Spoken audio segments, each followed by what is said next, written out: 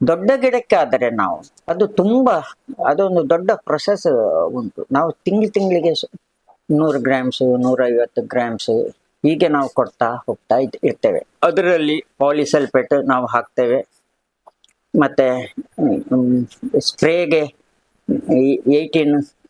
18 ಹಾಕ್ತೇವೆ, ಮತ್ತೆ ಗರಿ ಬರಲಿಕ್ಕೆ ನಾವು 12-61-0 ಕೊಡ್ತೇವೆ. ಅದು ಸಾಧಾರಣ ಏಪ್ರಿಲ್ ಮೇ ಎಂಡಿಗೆ. ಆಮೇಲೆ ನಾವು ನ್ಯೂಟ್ರೋಬೋರ್ ಕೊಡ್ತೇವೆ, ಮತ್ತೆ ಕ್ಯಾಲ್ಸಿಯಂ ನೈಟ್ರೇಟ್ ಕೊಡ್ತೇವೆ. ಇಂಥದ್ದು ವಿಧವಾಗಿ ನಾವು ತಿಂಗಳಿಗೆ ಕೊಡ್ತಾ ಬರ್ತೇವೆ.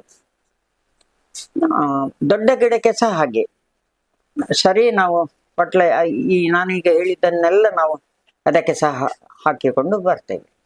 ಇದು ನಮ್ದು ಫರ್ಟಿಲೈಸರ್ ಕೊಡುವ ರೀತಿ.